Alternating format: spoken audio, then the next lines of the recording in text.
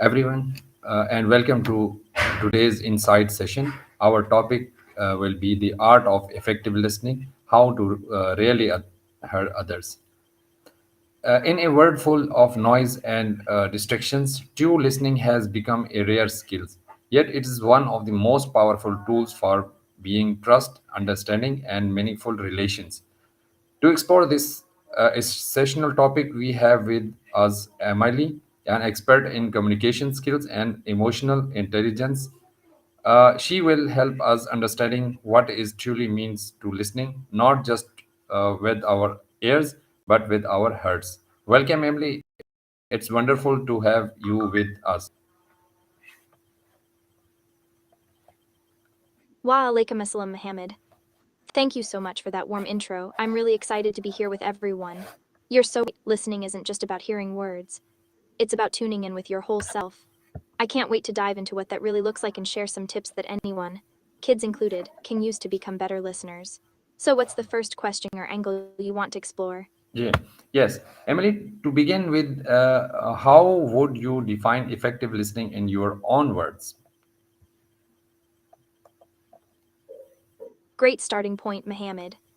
To me, effective listening is more than just catching the words someone says, it's about being fully present, curious, and open. It means tuning out distractions, paying attention not just to the words but to the feelings and intentions behind them and responding in a way that shows you truly get it. It's like having a conversation where the other person feels seen and heard, not just heard. What about you? What does effective listening mean in your world? Okay, tell me something else. Why do you think listening is often more difficult than speaking? Ah, that's such a good question, Mohammed. I think listening is tougher because it asks us to slow down and really hold space for someone else's experience, which can be way harder than just sharing our own thoughts. When we speak, we're in control, we get to shape the story. But listening means letting go of that control, resisting the urge to jump in or fix things, and just being present. Plus, our brains love to wander or plan what to say next, so staying focused on someone else's words is a real skill. Have you noticed moments when listening felt especially challenging for you? Okay, my next question is, what are the most common barriers that prevent people from being good listeners? Love this question, Mohammed. Barriers to good listening are everywhere.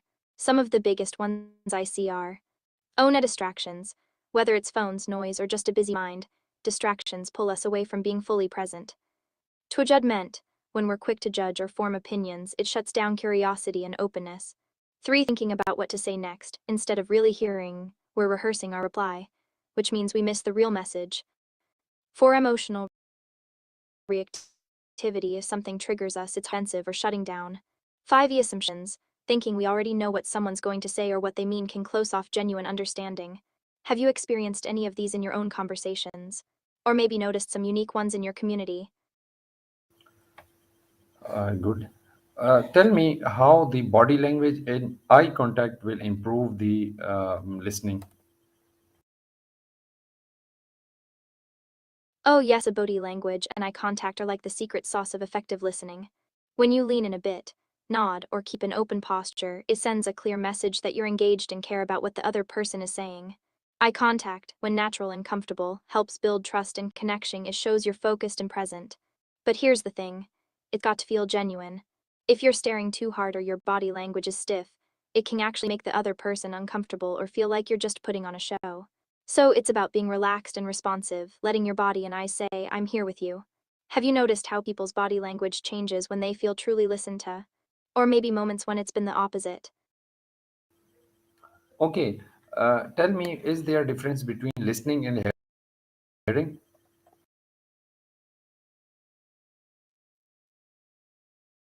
Absolutely, Mohammed. There's a hearing is just the passive act of perceiving reaches your ears, but your mind might be elsewhere. Listening, on the other hand, is active and intentional. It means focusing your attention, processing what's being said, and often reading between the lines to understand the feelings or meaning behind the words. Think of hearing as the background music and listening as tuning into the lyrics and the story the song tells. Without listening, hearing doesn't really connect us to the other person. What about you? Do you find yourself sometimes hearing without truly listening? Yes, of course. Okay, tell me, can you share a real life example where effective listening changed the outcome of situation? Definitely a moment that sticks with me happened back when I was volunteering at that community radio station. We were doing a live call-in show, and a caller started sharing a pretty personal struggle. At first, the host was rushing to respond with advice, gently encouraged him to just listen, really listen. As we stayed quiet and let the caller speak fully, you could feel the shift. The caller felt heard, and the conversation opened up in a way that led to genuine support. Noxes. That moment taught me that effective listening can create space for trust and healing, turning what could have been a surface meaningful. Have you had a moment like that where listening made all the difference? Yes, of course. Okay, tell me, how important is empathy in the process of listening? Empathy is huge, Mohammed. It's like the heart of effective listening. When you listen with empathy, you're not just hearing words. You're trying to feel what the other person is feeling, stepping into their shoes for a moment. That kind of connection helps people feel truly understood and valued. Without empathy, listening can feel mechanical or surface level. But with it, conversations become deeper and more meaningful. It also helps us respond in ways that really support the other person, rather than just reacting or giving generic advice. Do you find empathy comes naturally in your conversations, or is it something you've had to work on? Okay, that's great. How can we train ourselves to stay present and avoid distractions while listening? Staying present. That's the real challenge, right? One thing that's helped me is practicing small mindfulness moments, like taking a deep breath before a conversation to center myself. Also, consciously putting away distractions, like silencing your phone or turning off the TV, shows respect to the speaker and helps your brain focus.